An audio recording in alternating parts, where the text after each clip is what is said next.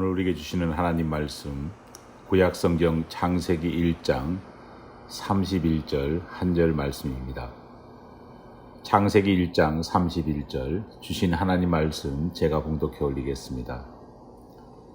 하나님이 지으신 그 모든 것을 보시니 보시기에 심히 좋았더라. 저녁이 되고 아침이 되니 이는 여섯째 날이니라. 아멘. 고등학교 때 일입니다. 평소 친하게 지내던 친구 하나가 불쑥 이런 질문을 했습니다. 민호야, 잘 들어보고 선택해. 너는 지금 잘 살다가 몇 년 후 어렵게 되는 쪽을 택할래? 아니면 지금은 힘들지만 몇 년 후 잘 되는 쪽을 택할래?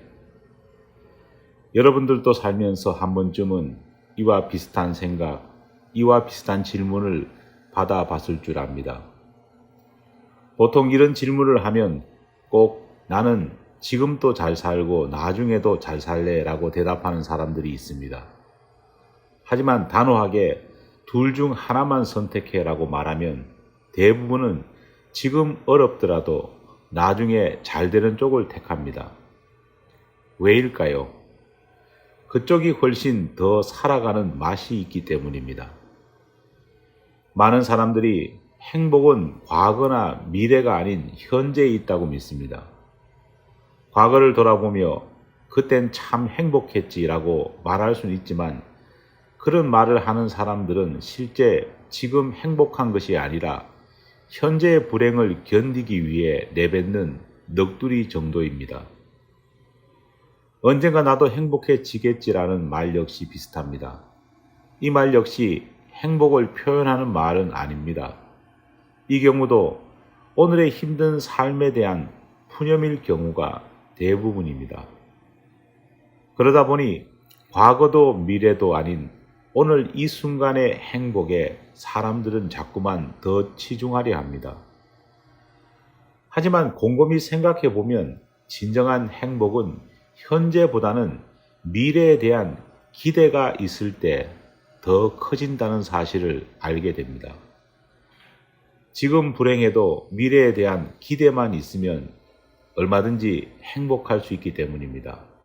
하지만 반대로 지금 행복해도 미래가 불안하면 현재의 행복 역시 반감될 수밖에 없습니다. 예를 들어 볼까요? 직장을 다니는 사람들에게 일주일 중 언제가 가장 행복하냐고 물어보았습니다. 뭐라고 대답했을까요? 설문조사 결과를 보니 바로 금요일 아침이라 그렇게 대답했다고 합니다. 왜일까요? 금요일 아침에도 직장인들은 어제와 똑같이 그제와 동일하게 직장에 출근해야 합니다. 출근해서 힘들게 일을 해야 합니다. 하지만 수요일과 목요일 아침과 금요일 아침이 다른 것은 딱 하나입니다. 오늘만 일하면 이틀을 쉴 수 있다는 기대가 있다는 겁니다.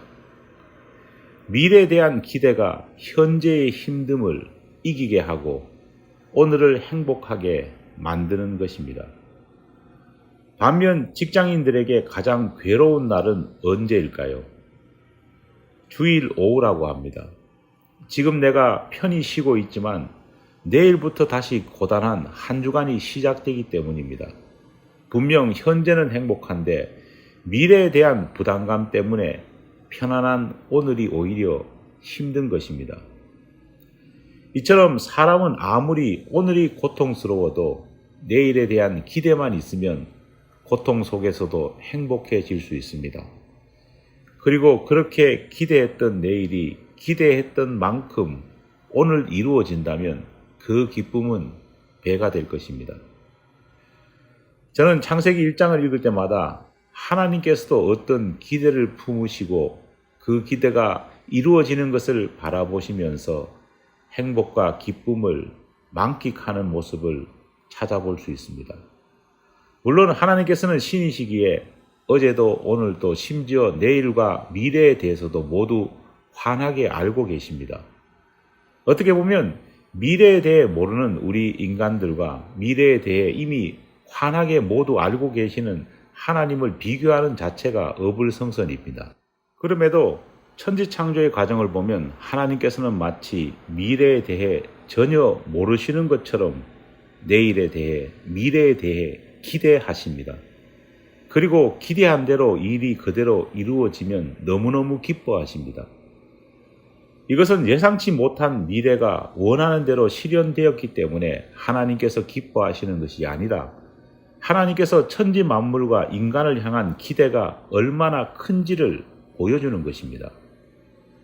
첫째 날 빛을 창조하신 하나님께서는 그날이 끝나자 창조된 그 모습을 보고 기뻐하셨습니다. 하나님께서는 6일 동안 세상을 하나하나 창조하시면서 하루가 마치는 시간이 되면 늘 창조되어져 가는 세상을 바라보시면서 기뻐하셨습니다.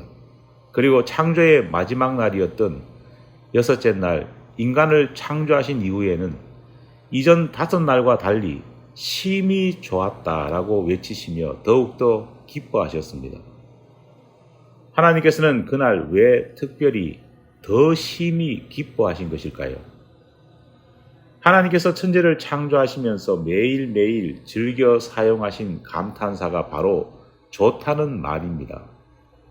좋다는 히브리어로 토브라는 단어를 사용합니다. 히브리어로 토브는 즐거운, 기쁜, 활기찬, 아름다운이라는 뜻을 가지고 있습니다. 하나님께서는 비록 자신이 창조하셨지만 하루하루 완성되어 가는 세상을 바라보시면서 그 천지 만물의 아름다움과 활기참 그리고 조화로움을 감탄하셨습니다. 하나님 눈에 보이시는 완성된 창조물을 향해 경탄하신 것입니다. 그런데 창조 사역의 마지막 날인 여섯째 날 하나님께서는 이 기쁨의 감탄에 한 대목을 더하십니다. 하나님이 그 지으신 모든 것을 보시니 보시기에 심히 좋았더라. 매일매일의 탐복에 심이라는 표현 하나를 더 넣으신 것입니다.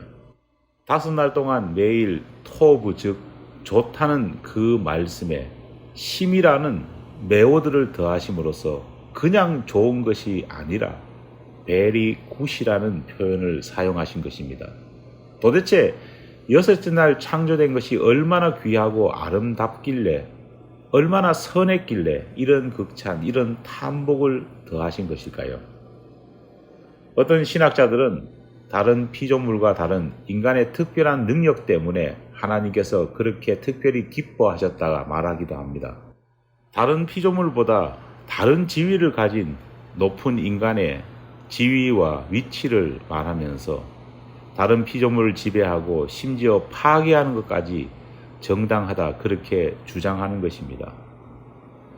정복자 인간과 인간에 의해 마땅히 정복당해야 하는 다른 천지 만물과의 대립구도를 만들려 합니다. 인간을 제외한 다른 창조물들은 모두 인간을 위한, 인간에 의한, 인간이 이용해야 할 도구로 전락되어 버리는 것입니다.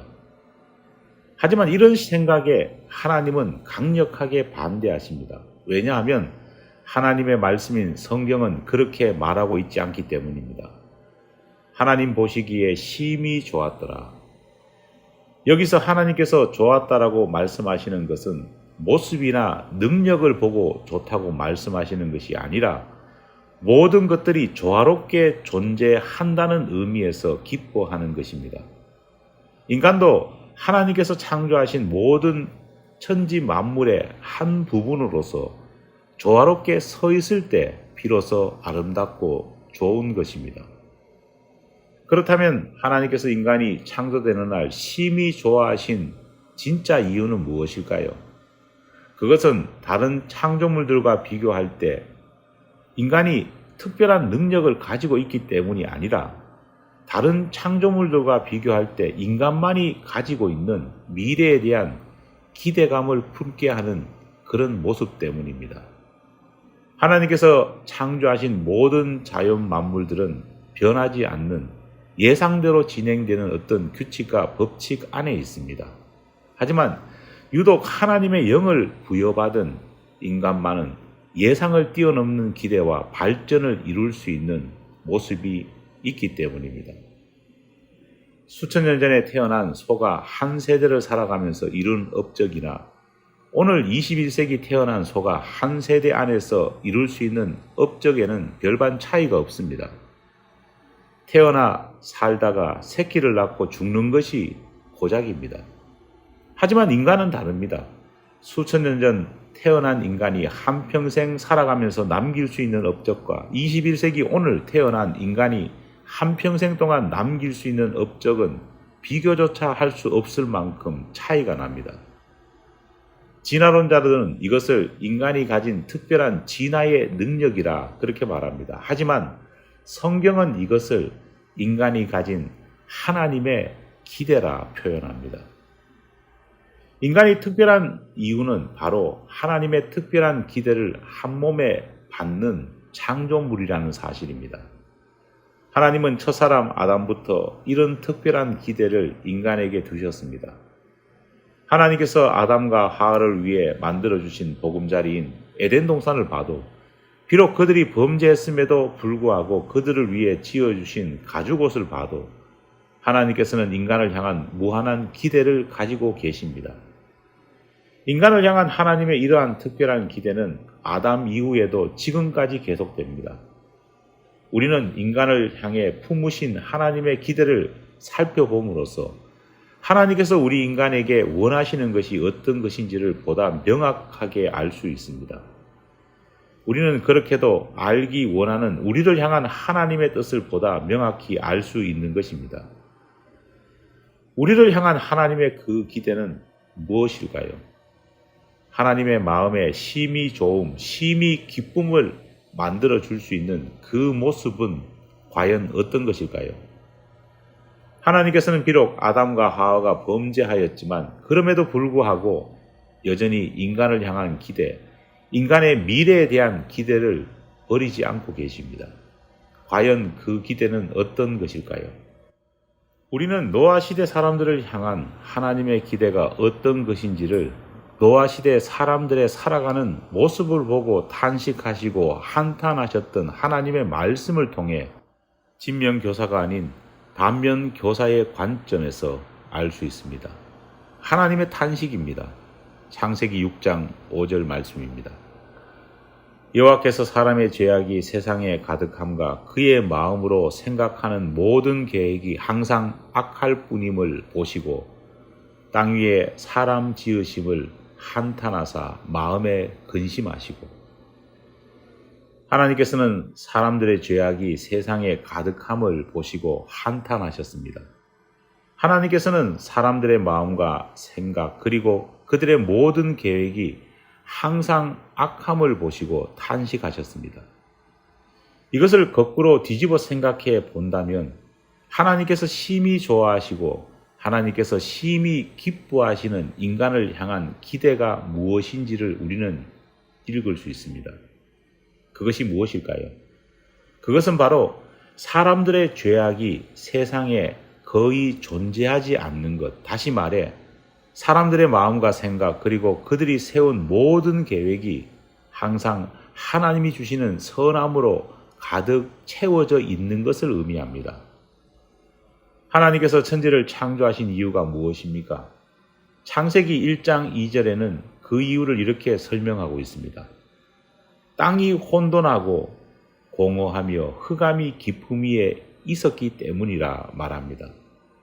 하나님께서는 혼돈하고 공허하고 캄캄함 속에 있는 세상에 질서가 상실된 그곳에 질서가 만들어지고 질서가 유지되기를 원하셨습니다. 하나님의 말씀을 통해 질서가 만들어지고 질서가 세워지는 것을 하나님께서는 원하신 것입니다. 노아 시대 사람을 바라보시면서 하나님께서 탄식하신 이유가 바로 이것입니다. 그 시대 사람들에게 하나님의 말씀을 통한 질서가 없었기 때문입니다. 하나님 말씀에 대한 기기운임이 없이는 땅이 혼돈하게 될 수밖에 없습니다. 사람들의 마음이 공허하게 될 수밖에 없습니다. 모든 인생이 흑암이 깊음 위에 있는 것처럼 그렇게 절망스러울 수밖에 없는 것입니다. 그래서 하나님께서는 로마서 12장 2절 말씀을 통해 이런 상태로 살아가는 인간을 향해 이렇게 말씀하십니다. 너희는 이 세대를 본받지 말고 오직 마음을 새롭게 함으로 변화를 받아 하나님의 선하시고 기뻐하시고 온전한 뜻이 무엇인지 분별하도록 하라. 이 세대를 본받지 말고 마음을 새롭게 하는 것, 변화를 받아 하나님의 선하시고 기뻐하시고 온전하신 뜻이 무엇인지를 분별하는 것이 무엇일까요? 그것은 바로 하나님 말씀 앞에 믿음의 질서를 다시 세우는 것입니다. 하나님께서는 오직 하나님의 말씀만으로 천지를 창조하셨습니다. 여기에 깊은 의미가 숨어 있습니다. 흑암 같은 혼동 속에 있는 이 세상에 다시 질서가 세워지고 질서가 잡히게 할 수 있는 유일한 방법은 하나님의 말씀밖에 없습니다. 하나님의 말씀이 선포되고 이 세대와 달리 그 말씀 앞에 순종하는 세대가 일어날 때 무너진 질서는 다시 바로잡히게 됩니다. 하나님의 말씀을 사람들이 받아들이고 지킬 때 비로소 하나님께서는 심히 기뻐하시고 좋아하시는 세상을 회복시켜 주실 것입니다. 그렇다면 누가 하나님의 말씀을 먼저 받아들이고 먼저 따르고 지켜야 할까요? 바로 저와 여러분과 같은 하나님의 선택받은 사람들 아니겠습니까? 바로 하나님의 말씀 안에서 태어난 우리, 그리고 우리들의 자녀들 아니겠습니까? 두 번째는 인간이 욕심에 휘둘리지 않는 것입니다. 하나님께서는 인간이 죄를 범하는 그 시작점을 욕심이라 말씀하셨습니다. 야고보서 1장 15절 말씀입니다. 욕심이 잉태한 즉 죄를 낳고 죄가 장성한 즉 사망을 낳느니라. 6일 동안 하나님에 의해 창조된 세상 만물은 각기 종류대로 그 쓰임새에 맞게 만들어졌습니다. 앞서 말씀드렸듯 하나님의 창조의 기본 질서는 서로 조화되는 것입니다. 하지만 이 조화를 깨트리는 죄가 세상 가운데 들어왔습니다. 바로 그것이 욕심입니다. 각기 자기의 쓰임새에 맞게 창조되었지만 그것을 무시하고 다른 쓰임새를 넘보는 것입니다. 하와는 하나님에 의해 창조된 피조물이었지만 자신이 창조주 하나님 같이 되려고 했습니다. 자신의 쓰임새를 넘어서는 욕심을 부린 것입니다. 그 욕심이 하와와 아담이 선악과를 따먹는 이유가 되었습니다. 인간이 범죄하자 땅은 저주를 받았습니다. 그런데 흥미로운 것은 땅이 받은 저주가 무엇이냐는 것입니다. 엉겅퀴와 잡초들이 땅을 뒤덮었다는 것입니다.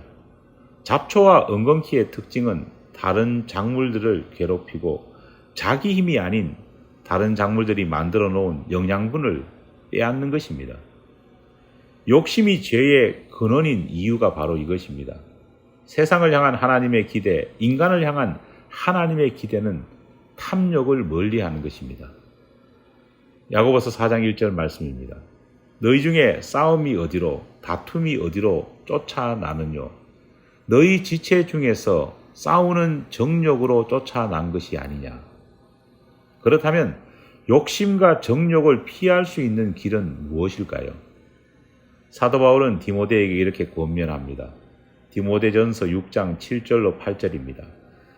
우리가 세상에 아무것도 가지고 온 것이 없음에 또한 아무것도 가지고 가지 못하리니 우리가 먹을 것과 입을 것이 있은즉 족한 줄로 알 것이니라.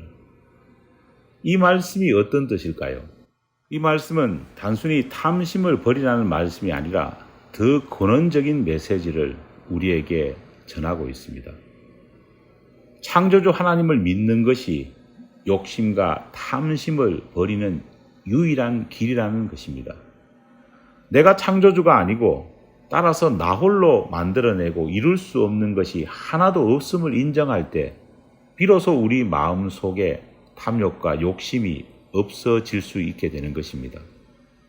욕심은 결국 내가 어떻게 하면 남보다 더 무언가를 이룰 수 있을 것이라는 오만에서 시작되기 때문입니다.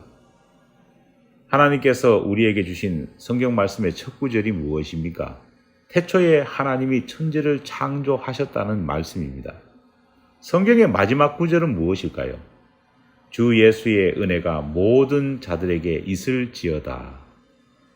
태초에 천지를 창조하신 하나님의 은혜가 처음부터 끝까지 모든 사람들 가운데에 제대로 남아있는 것이 성경 전체의 메시지고 진리입니다. 아무것도 아닌 나를 의미 있는 유한한 존재로 만드신 하나님, 그분이 바로 창조자이십니다. 따라서 내가 무의미하지 않고 삶의 존재 목적, 삶의 의미를 가질 수 있는 유일한 길은 나를 창조하신 하나님의 은혜 안에서만 이룰 수 있는 것입니다.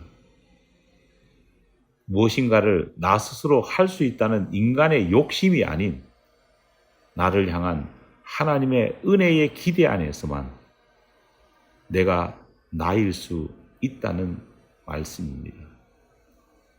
사랑하는 여러분, 하나님의 은혜와 기대, 하나님의 사랑 안에서만 우리는 온전히 세워질 수 있고 진정한 신앙인이 될 수 있습니다. 함께 기도하겠습니다.